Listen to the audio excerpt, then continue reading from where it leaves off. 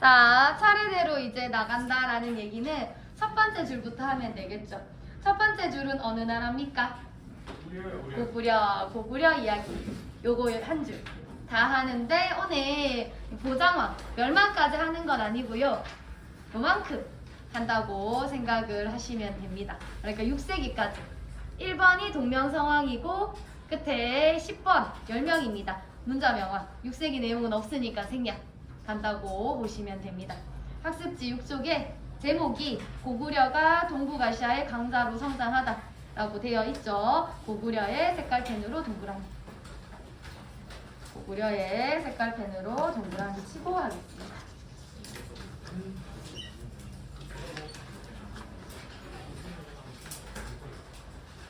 됐나요? 1번부터 이미 다 외우고 있으니까 외우고 있는 거 순서대로 왕이 흘러간다라고 생각하면 되겠죠. 1대 왕 이름 뭡니까? 요렇게 써주시면 됩니다. 가로 안의 성자예요. 동명성왕. 왜냐면 어떤 기록에는 그냥 동명왕이라고 되어 있기도 하고 어떤 기록에는 동명성왕이라고 되어 있어서 성자는 가로 안에 넣었습니다. 자, 이 사람은 특히 우리가 또 본명도 알고 있죠. 얘가 바로 그 활 잘 쏘는 주몽이죠. 가로 안에 본명까지 넣어주겠습니다. 동명왕의 업적이 뭐냐? 한마디로 고구려를 세운 자체가 업적이죠. 따라서 가로 1번 건국 이야기부터 가겠습니다. 어차피 지난 시간에 했던 거 복습입니다. 주몽이 부여에서 그 유아 부인이 낳은 아들이다. 즉 어디에서 왔다? 부여에서 왔다라는 거. 부여기의 이주민이 주도하고 플러스 토착민에 의해서 건국되었으며 하사표 뒤에 자 고구려는 여러 나라 시대 때부터 존재했었죠. 그때 이야기할 때 이 부분 역시 이야기했습니다. 주몽을 대표로 하는 부족이라 총 몇 개의 부족이 연맹해서 형성이 되었다. 5부족 연맹 국가로 시작을 했었다라는 이야기고요. 가로 2번. 그렇게 해서 시작된 고구려의 수도. 제일 처음 자리 잡았던 곳은 어디였죠? 졸본이었습니다. 졸본. 인데 바로 가로 안으로 가겠습니다. 졸본이 주몽이 선택이 잘못했어. 땅이 별로 안 좋았어. 바로 이동을 한다고 했죠. 그게 가로 안 참고 표시 2대 유리왕입니다. 유리왕은 우리가 외운 왕이 아닙니다. 낯선 게 당연해요. 이 왕은 외울 필요가 없어요. 곧바로 이동했다는 걸 알려주려고 그냥 적어놓은 겁니다. 졸본에서 바로 이동한 게 땡땡성이었는데 기억나나요? 국내성으로 전도를 했죠. 그리고 이제 본격적인 고구려의 역사가 펼쳐지는 겁니다. 그 다음 두 번째 외운 왕이 누굽니까? 태조왕이었죠. 써주시고. 선생님이 전체 정리할 때 이런 말을 했어요. 태조라는 말은 보통 1대 왕에게 많이 준다. 근데 고구려는 예외로 이 사람이 6대 왕인데 이 칭호를 받았다. 그만큼 고구려의 기틀을 마련한 왕이다. 업적이 많은 왕이다. 이렇게 이야기했었죠. 요 멘트는 안 적어도 됩니다. 그냥 이름에 대한 보충 설명이다 라고 생각을 하시면 되고요. 그래서 얼마만큼의 업적이 있느냐, 이게 사실 교과서에 조금 생략이 됐더라고요. 사실 비하인드 스토리가 있는데 주몽이 죽고 나서 이 5부족이 연맹체로 시작했다 보니까 다른 부족의 부족장들도 다 왕위를 하고 싶어가지고 난리가 났었어. 엄청 개판이 됐어. 그거를 태조가 싹 정리를 했어. 왕위 계승을 딱 확실하게 했거든. 그런 정리 때문에 태조라는 칭호를 받았었습니다. 근데 그 내용은 없고 우리 교과서에는 정복전쟁 때 관련된 얘기가 있으니까 일단 요거 기준으로만 필기를 해두도록 하고요. 바로 내려가서 세 번째 배운 왕이 누구죠? 고국천왕입니다.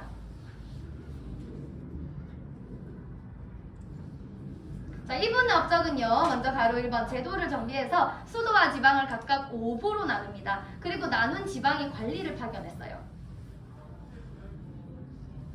근데 사실 외울 필요가 없는 이야기인 게 왜 하필 5부냐라고 묻는다면 고구려 자체가 5부족 연맹 국가로 시작을 했잖아. 그러니까 애초에 사람들이 살고 있는 게 5부족이 각각 독립적으로 좀 따로 떨어져서 살고 있었단 말이야. 그러니까 그 떨어져서 살고 있는 기준 그대로 행정구역을 짜주면 5부가 될 수밖에 없어. 그리고 나서 지방관을 파견했다라고 보면 되는 겁니다. 사실 이것보다 가로 2번 이 두 번째 업적 때문에 고국천왕이 더 높게 평가되는데요. 진대법이라는 걸 실시합니다. 이거는 거의 약간 21세기 차원의 그런 제도라고 생각을 하시면 돼요. 마치 지금 좀 가난하거나 좀 형편이 어려운 사람이 있으면 교육비나 뭐 이런 여러 가지 생활비 같은 걸 보조해 주는 것처럼 이 당시에 빈민 구제를 위한 사회복지제도를 만든 게 고국천황이에요. 어떤 제도였느냐? 그걸 한마디로 가로 안에 춘대춘합의 제도다라고 표현을 하는데요. 춘대춘합. 이게 무슨 뜻이냐면 한자말입니다. 우리 춘하추동이라고 하면 봄, 여름, 가을, 겨울을 일컫는 한자말이거든요. 거기에 지금 춘이랑 추가 들어가 있는 건데 고국천황이 아이디어를 낸 겁니다. 불쌍한 사람들을 돕긴 도와야 되는데 무턱대고 그냥 퍼주기만 하면 나라도 망해요. 그렇잖아. 그렇기 때문에 이걸 빌려주는 대출제도, 갚아야 되는 걸로 활용을 하게 되는데 그 시기를 정하는 거죠. 대부분의 사람들이 가난한 게 봄, 여름, 가을 전이에요. 왜냐면 이때는 농사를 열심히 씨를 뿌리고 짓기만 하지 걷어들이는 게 없거든요. 근데 가을을 딱 지나면은 막 수확을 하잖아. 쌓이잖아. 그러면 그걸로는 어느 정도 갚을 수가 있잖아. 그렇게 시기를 정해주는 겁니다. 아까 춘대춘합이라고 했잖아요. 춘이 봄, 봄에 대출해줄게 대자. 추납, 가을에 그 대신 너 많을 때 납부해라 갚아라 했는 게 이 진대법이라는 거죠. 굉장히 아이디어가 좋다, 잘했다라고 볼 수가 있습니다. 그리고 네 번째가 누구죠? 동천왕으로 이어지죠. 그래서 동천왕은 그렇게 중요하진 않습니다. 그냥 중국 위나라에 침입을 받은 적이 있는데 이겨냈다, 막아냈다라는 이야기가 있고요. 그 다음 뒤로 넘어갑니다. 5번부터가 우리 두 번째 칸으로 넘어왔죠. 4세기입니다. 누구죠? 미천왕이 나옵니다. 미천왕 역시 그렇게 유명하거나 중요한 왕은 아니에요. 정복전쟁의 업적이 있는데요. 낙랑군이라고 하는 곳을 멸망시켰습니다. 이 낙랑군이 뭐냐면 밑에 필기를 좀 할게요. 한 군현 중 하나였어요. 낙랑군 밑에다가 한 군현 중 하나라고 추가 필기합니다. 이건 빈칸이 아닙니다. 한 군현 중 하나.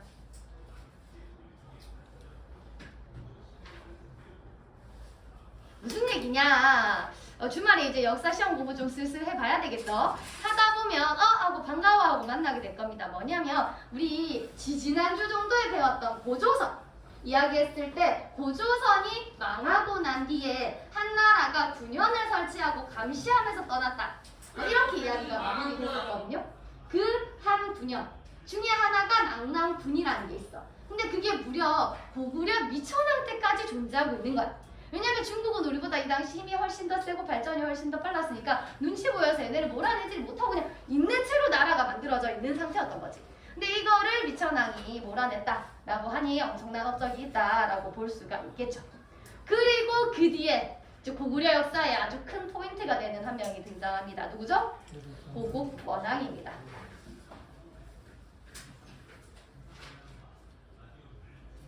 자, 고국원왕은 파란 별표 정도 하나 해놓을게요. 빨간 별표는 시험에 웬만하면 낼 건데요. 파란 별표는 시험에 나온다라는 기준이라기보다는 이 흐름을 이해하는 데 중요한 포인트, 전환점이 되니까 꼭 알아야 되는, 이해를 위해서라도 파악이 해야 되는 그런 인물한테, 그런 사건한테 선생님 파란 별표를 하도록 할게요. 전체 정리할 때 선생님이 고국원왕은 이렇게 외워라. 원자를 원통하다, 억울하다, 되게 슬픈 일이 있었던 그런 왕으로 외워라 이렇게 얘기를 했었거든요. 기억이 좀 날 겁니다. 세로줄이 연결되어 있었어요. 이 고구려 고국원왕이랑 백제의 근초고랑 연결되어 있었죠. 요거 좀 옆에 써놓을게요.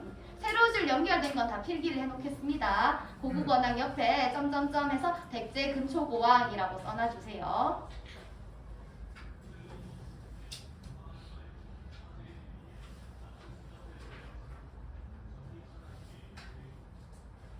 그리고 가로 1번 내용은 그냥 보시면 됩니다. 고국원왕이 근초고왕이랑의 원통한 일이 있기 전에도 사실 한 방 먹은 적이 있는데 그게 중국 전현의 공격으로 수도가 한번 털린 적이 있다 라는 이야기고요. 그 뒤에 가로 2번이 포인트죠. 바로 백제의 공격을 받았죠. 근초고왕과의 전쟁을 하다가 어떻게 됐다?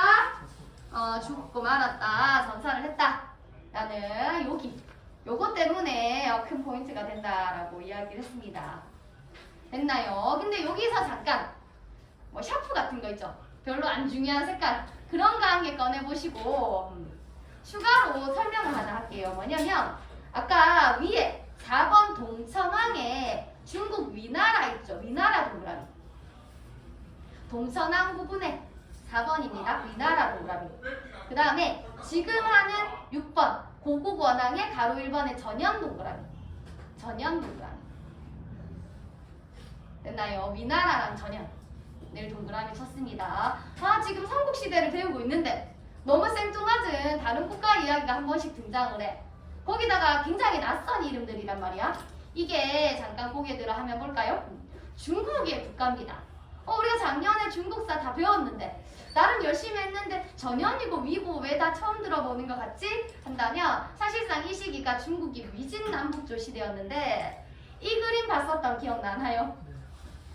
위진남북조 시대는 중국 역사상 통틀어 가장 복잡했던 시대예요. 그래서 그 안에 속했던 나라가 저렇게 많아. 저기서 잘 찾아보면 위도 보이고 위는 좀 크게 있죠.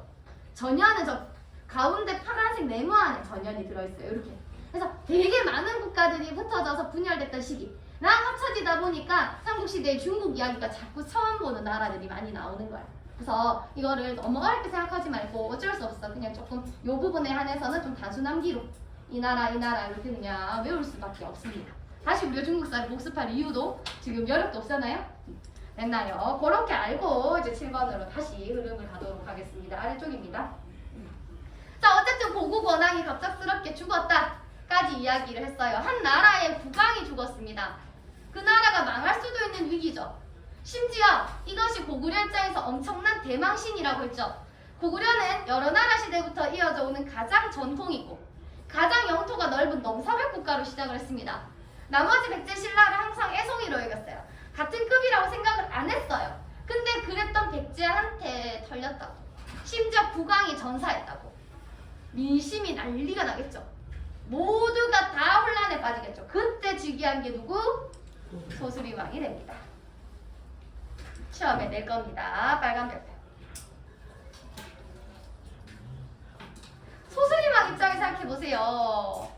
갑작스럽게 아버지가 하루아침에 죽었어요. 근데 그걸 슬퍼할 겨를이 없어. 왜? 갑자기 본인이 즉위를 해야 되거든. 이 나라를 해결해야 되거든. 그런 상황이야. 근데 해결했다는 거지. 싹 다 정리했다는 거지. 그걸 위해 했던 첫 번째 정책이 뭐냐? 불교를 수용한 겁니다. 에잉? 지금 나라가 엉망진창이고 너무 긴급한데 갑자기 웬 불교 타령이냐 싶겠지만 제일 중요한 게 백성들의 멘탈 관리예요.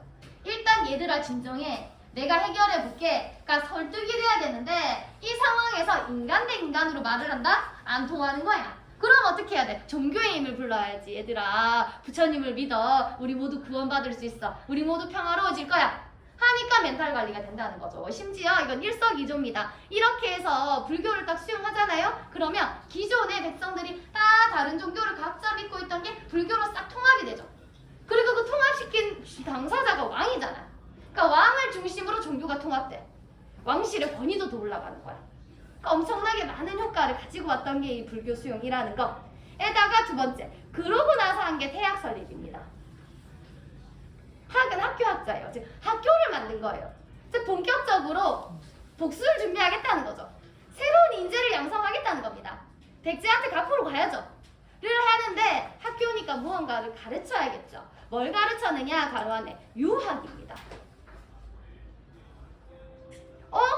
복수를 하려면 지금 빨리 무예를 연마해야 되는데 갑자기 무슨 공자왈, 맹자왈, 유학을 가르치냐 싶을 수 있겠지만 유학에서 제일 중요시 여기는 키워드가 충성입니다. 소수리망이 키우고 싶었던 인재는 그냥 똑똑하기만 하면 안 돼. 국가를 위해, 국왕을 위해 목숨도 바칠 수 있는 충성이 있는 그런 인재를 키워야 되는 거야. 그래서 유학을 가르치는 대학을 설립했던 거죠. 그리고 세 번째, 율령도 반포합니다. 율령이라는 것은 땡땡 뒤에 되게 길게 설명이 적혀 있는데 한마디로 그냥 법이라고 생각하면 돼요. 그러니까 소수리망이 법도 제정한 거야. 이제 고구려는 이 법에 의해서 통치하겠다. 백성들한테 딱 정확한 기준을 주는 거죠. 체계를 이루는 거죠. 이것까지 했기 때문에 사실상 소수리망 때 모든 위기가 극복이 되었다. 심지어 플러스 더 위로 올라가는 발전의 토대도 마련했다. 라고 결론이 나지는 거죠.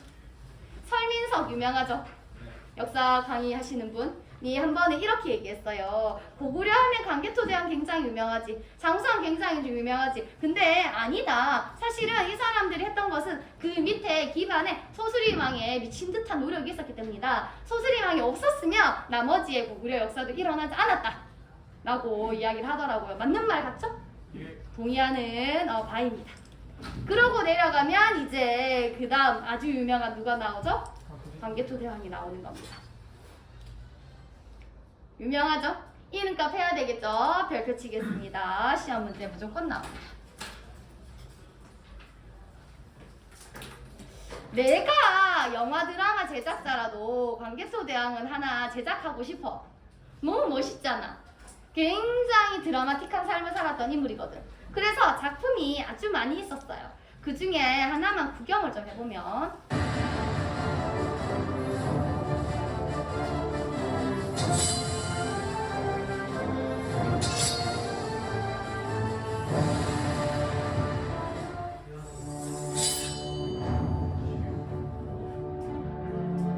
공포의 대왕 담당. 나는 평생 무수한 전쟁을 했다. 수많은 침략자가 이 칼에 목숨을 잃었고 많은 적국의 왕들이 이 칼 앞에 무릎을 꿇었다. 나는 그토록 평화를 원했건만 고구려를 짓밟고 쳐들어오는 적들에 맞서 목숨을 걸고 싸워야 했다. 다시는 고구려를 넘보지 못하게 하려고, 다시는 내 백성들을 괴롭히지 못하게 하려고 강한 고구려를 만들고자 했다. 나는 오직 고구려만 생각했다. 길 위엔 항상 혹독한 시련과 고초가 따랐지만 내 백성들을 생각하며 거침없이 달렸다. 나를 영토가 넓힌 왕으로 부르지 말라. 나는 땅이 아닌 고구려의 미래를 넓히고 백성들의 꿈을 넓히고자 했다.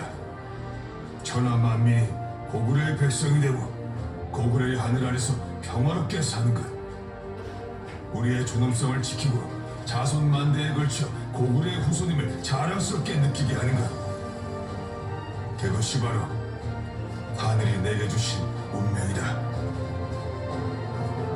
다시 태어난다 해도 나는 기꺼이 내 운명을 따를 것이다.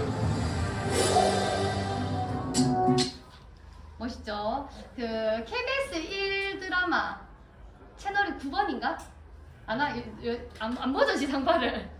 다 뭐 넷플릭스나 뭐 유튜브만 보죠. 그 KBS 1에서 사극을 되게 크게 찍을 때가 있는데 이게 제목 자체가 강개토 대왕이었던 건데 굉장히 나름 재밌었어. 선생님도 이렇게 전통 사극은 별로 안 좋아하거든. 약간 그 옷소매 붉은 끝동이라던가 약간 요런 있잖아, 그런 것들 몰랑몰랑한 거 좋아하는데 요거는 그냥 다 볼 필요는 없고 유튜브 짤 같은 것도 좀 보기를 추천합니다. 그냥 강개토 대왕의 성격이나 당시의 고구려의 엄청난 그 기강이나 이런 것들이 아주 잘 느껴지는 그런 드라마입니다.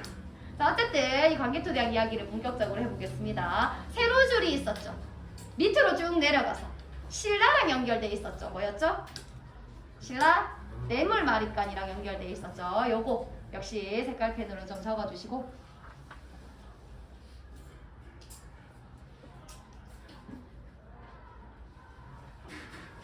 그때 선생님이 말해줬던 스토리가 좀 떠오를 수 있습니다. 그거 생각하면서 수업 들으시면 돼요. 됐죠? 아까 금방 봤던 그 장면에 나를 영토만 넓힌 왕으로 보지 마라 이렇게 딱 대사를 때렸는데 미안하지만 영토만 넓힌 왕이긴 해요. 그렇게 볼 수밖에 없어요. 광개토가 넓힐 광자에 열개자에 흑토자에 이름 자체가 땅을 넓힌 왕이거든요. 겁나 많이 넓힌 왕 이런 뜻이거든요. 그래서 가로 1번에 그 정복전쟁에 대한 업적이 나옵니다. 한자가 쓰여져 있는데 위에는 안내자, 그러니까 한반도 내부의 삼국 간의 일이고 밑에는 바깥내자, 그러니까 한반도를 벗어나서 주로 중국 아니면 일본이 외부와의 일 이렇게 나누어져 있는데요. 양쪽 다 활약을 합니다. 일단 한반도 내부로는요, 기본적으로 백제를 공격해요. 이건 당연한 일이죠. 그 강개토 대왕한테는 할아버지 격이죠. 고국 원앙의 전사. 그게 고구려한테는 뼈에 사무치잖아요. 갚아야 되는 거지. 그래서 백제를 공격하는데 완벽하게 복수를 이루지는 못했습니다. 무슨 말이냐면 완벽하게 복수를 하려면 사실상 똑같이 백제의 왕까지 죽여야지 완성이 되는 건데 못했다기보다는 안 했다고 봐야 돼요. 광개토는 좀 이따 이야기하겠지만 남쪽보다 북쪽으로 훨씬 더 관심이 많았거든요. 그래서 백제는 살짝 공격만 하고 나옵니다. 그 다음 신표뒤에 이게 아까 세로 연결 줄이죠. 뇌물마립간 간의 일입니다. 즉 신라를 도와서 위기에서 구해준 그 훈훈한 스토리가 여기 들어가 있는데 도대체 신라에 무슨 일이 있었느냐 보니까 밑에 있는 일부 외가 침략을 한 거죠. 근데 신라가 너무 발전이 안 되다 보니까 스스로의 힘으로 이 외를 격퇴할 수가 없는 상황인 거야. 그래서 뇌물마립간이 소문 들어보니까 저 위에 있는 광개토 대왕이 겁나 전쟁 잘한대 완전 백전백승이네 라는 그런 이야기를 들으니까 저 좀 제발 도와주세요 그래가지고 막 부탁을 했더니 신라를 도와서 외를 격퇴하는 그 스토리가 여기 나오는 거죠. 문제는 뭐냐, 이 과정에서 요 광개토 대왕이랑 뇌물마립간 연결선이 가야까지 내려갔던 거 기억합니까? 가야가 타격을 받습니다. 무슨 말이냐, 진정한 고래 싸움에 새우등 터지는 속담이 여기에 적용이 되는 이야기인데요. 길이 그래. 고구려가 신라를 도와서 내려와서 외를 격퇴하려고 밑으로 내려가면 군대가 가는 길에 가야가 있어. 그러니까 가다가 밟힌 격. 그래서 휘청한 격. 그래서 요걸 기점으로 가야가 정기가 후기로 나뉘어지게 되는 거예요. 진짜 고래 싸움의 새우등 맞죠? 그렇게 연결이 되고요. 그리고 심표 또 하나, 이건 역시 미리 설명을 했었습니다. 세상에 공짜는 없다. 즉 이렇게 도와주고 나서 고구려는 신라의 영향력을 점점 확대를 하게 되는 거죠. 이른바 이 갑질을 하는 겁니다. 도와줬으니까 은혜 갚아야지, 이거 해라 저거 해라 자꾸 요구를 하게 되고, 그래서 신라가 슬슬 좀 기분이 나빠지는, 좀 은혜는 고맙지만 고구려를 까고 싶은 그런 상황이 펼쳐지게 되는 겁니다. 그 외에 이제 바깥으로 가겠습니다. 한반도 외부가 광개토의 주무대죠. 완주벌판 달려라 광개토 대왕 노래가 나오잖아요. 즉 위에 거란이랑 후연을 격파하면서, 후연 역시 위진남북조 시대의 국가입니다. 만주랑 요동 지역을 다 먹어요. 그래서 이러한 광개토 대왕의 정복 활동을 두고 주로 북쪽에서 많이 움직였다 하여 북진 정책이라고 이야기를 많이 합니다. 됐나요? 그러다 보니까 바로 2번으로 갈게요. 연호까지 쓰는 경지에 이릅니다. 사실 2번, 3번의 업적은 전부 그 가로 1번이랑 연결하면 되는데요. 이만큼 광개토 대왕이 잘 나가니까 연호를 쓰는 거야. 연호는 밑에다가 추가 필기 좀 할게요. 연도의 기준 호칭을 의미합니다. 연도의 기준 호칭. 연호 밑에다가 쓰면 돼요. 연도의 기준 호칭.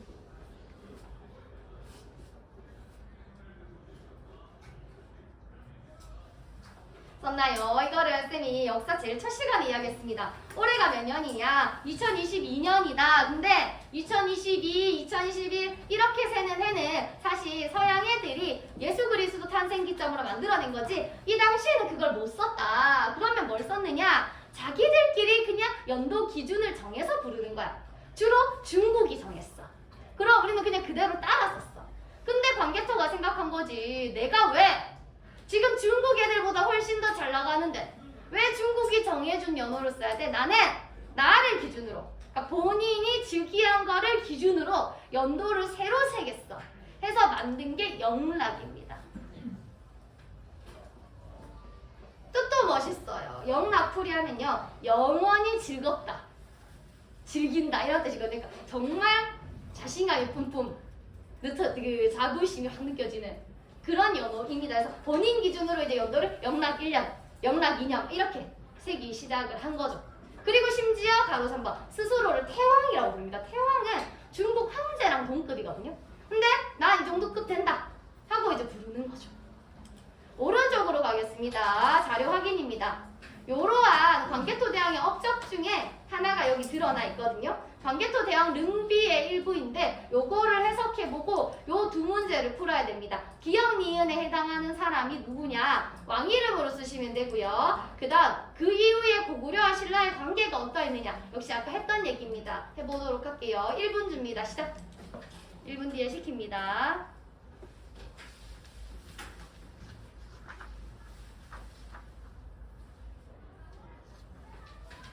선생님이 풀이 안 해줄 거예요. 이거는 다 배운 내용이니까.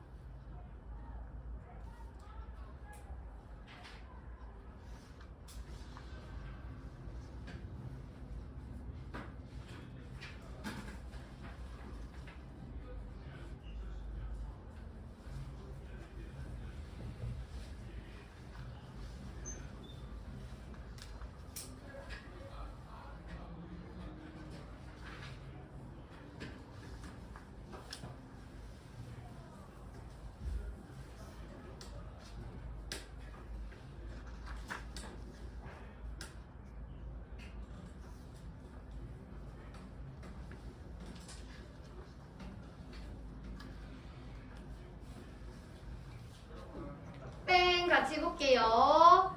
영락 9년에 봐봐. 영락 9년 쓰잖아. 본인 기준으로 연도 세는 거야. 신라 왕이 사신을 보내 외인이 국경에 가득 차 성을 부수고 있으니 대왕께 노비나 다름없는 저는 대왕께 기이하여 분부를 청합니다 라고 하였다. 그랬더니 영락 10년에 1년 뒤죠. 보병과 기병 5만 명을 보내 신라를 구원하였다. 하!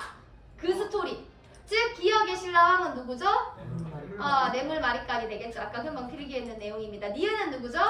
관계토 대왕이 되는 겁니다. 두 번째 문제입니다. 이후에 고구려와 신라의 관계. 뭐라고 써야 되겠죠? 뭐 약간 어디 가니까 갑질했다, 갑을 관계다 이렇게 썼던데 선생님이 프린트 정리했던 내용으로는 그냥 신라의 고구려의 영향력이 확대됐다 뭐 이런 식으로 똑같이 쓸 필요는 없고 어쨌든 좀 갑질을 했다, 좀 간섭이 심해졌다라는 내용으로 통하기만 하면은 됩니다. 다시 보니까 진짜 근데 이 당시 관계토가 대단하긴 했어요. 보세요. 여기에 지금 세 번째 줄에 노비나 다름없는 저는 이렇게 말하잖아요. 뇌물마리간도 아무리 못 나가도 한 나라의 국왕이잖아. 근데 그 국왕이 관계토한테 제가 노비입니다. 노비나 다름없는 제가 좀 도와주세요. 부탁드립니다. 막 이런 식으로까지 빌빌 기웠다는 거지. 그랬더니 장수왕이 쫙 군대를 보내줬다는 그런 스토리가 되는 거죠. 넘어가겠습니다. 관계토는 근데 오래 살지는 못했어요. 신기한 게 정복군주, 전쟁을 많이 했던 그 왕들이 공통점이 오래는 못 살더라고. 바로 뒤로 넘어갑니다. 아들이 누구죠? 장수왕입니다. 비교가 되죠. 장수, 오래 살았죠? 100년 가까이 혼자 다 살았다 이야기했었습니다. 역시 잘 나옵니다. 발표 치시고.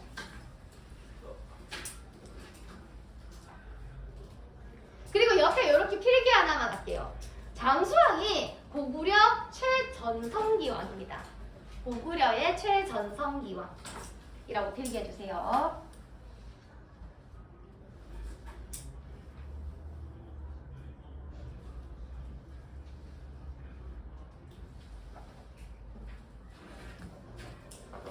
무슨 말이냐? 고구려에 누가 제일 원탑이야? 라고 물으면 고구려는 진짜 탑직으로 후보가 너무 많아요. 많은데 흔히 관계토를 많이 생각하거든요. 땅을 많이 넓혔으니까. 근데 여기서 삼국에서 누가 제일 탑이야를 말할 때의 기준은 양이 아니에요. 질이에요. 얘네들의 그 기준은 한강유역. 지금의 서울 부근은 누가 먹고 있느냐가 기준점이거든요. 관계토는 아까도 얘기했지만 만주말만 쪽으로 가다 보니까 한강에는 큰 관심이 없었어. 근데 지금 배우겠지만 장수왕이 한강을 먹거든요. 그래서 원탑을 굳이 한 명만 고르라면 오히려 장수왕이 그렇다라는 거를 기억해 두시고, 장수왕 역시 세로줄이 있었죠. 바로 밑이죠. 백제의 계로왕입니다. 이것도 옆에 써주세요.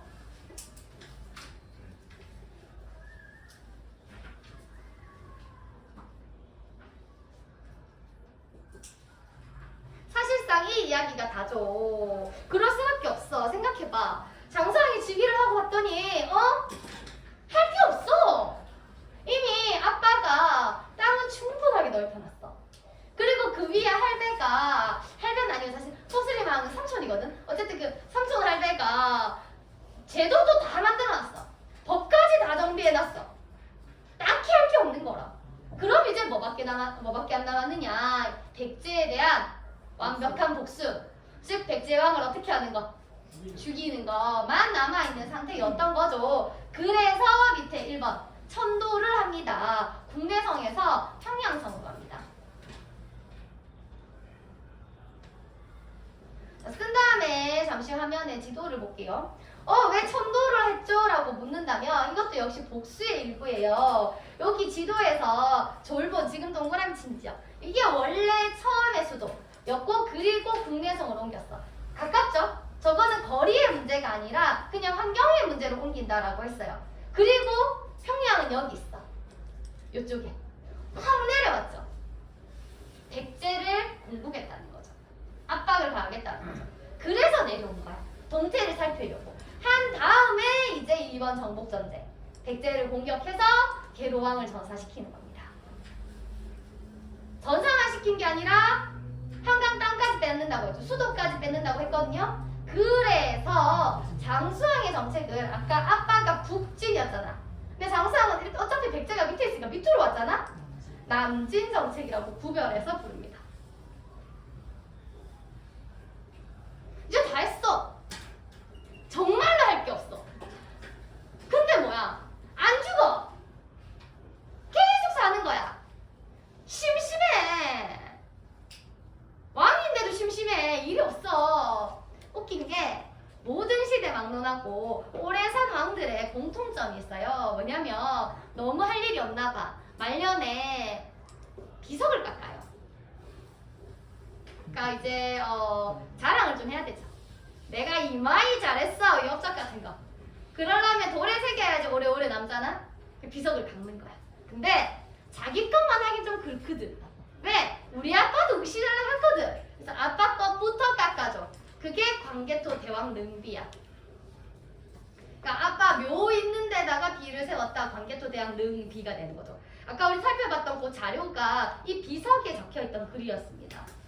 그리고 자기 거를 하는 게 충주 고구려비야.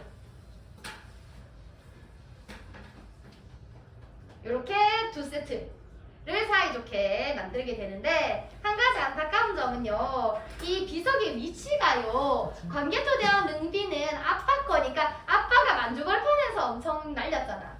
그래서 거기다 세워놨어. 자기는 어차피 남쪽으로 갔으니까 충주에 세워놨어. 그러니까 지금 충주 고구려비는 우리가 겁나 열심히 닦으면서 관리한다. 근데 지금 만주에 있는 광개토 대왕 능비는 좀 관리가 좀 힘든 우리의 땅이 아니니까 그런 상황. 애초에 처음에 발견도 어떻게 됐냐면 이게 비석인지 몰랐어. 근데 돌이 엄청 큰 게 누워있는데 울퉁불퉁하잖아. 글자 새겨져 있으니까 거기 중국 아낙네들이 빨래 써. 이거 빨래 잘 빨리냐면서 빨래터였어. 그러다가 야 근데 이거 글자 같지 않나? 해갖고 신고해서 세워왔더니 그게 비석인 거야. 그래서 지금도 좀 관리가 좀 걱정은 되는 그런 상황이기는 합니다. 마지막! 장수왕은 아들보다 오래 살죠? 손주가 즉위하죠. 그게 문자명왕이다 라고 이야기했었죠. 문자명왕은 시험에 그렇게 잘 나오진 않습니다. 근데 왜 적어놨느냐? 이 시기가 바로 고구려의 최대 영토를 차지한 시기이기 때문이에요. 무슨 말이냐? 말장난 같겠지만 얘들아, 최대라는 말은요 얼마나 많이 넓혔던지 간에 그거보다 한 발짝만 더 나가면 걔가 최대야. 광개토는 위로 겁나 넓혔어. 장수는 밑으로 겁나 넓혔어. 근데 그 상태에서 손자의 문자명왕이 한 발짝 더 갔어. 그럼 얘가 최대인 거야. 그런 상태. 그래서 이게 시험 문제에 함정으로 많이 나옵니다. 광개토 대왕 때 고구려의 최대 영토를 이루었다. OX? X. 장수왕 때 고구려의 최대 영토를 이루었다. OX? X. 문자명왕 때다. 라는 것을 보라고 이거를 낸 겁니다. 끝! 고구려 이야기 끝났고요. 18번 도장 찍어야 되는데 그 위에 달려있는 거. 여기 오늘 배운 10명 중에 한 명 있거든요. 누구일지 찾아서 쓰고 나옵니다.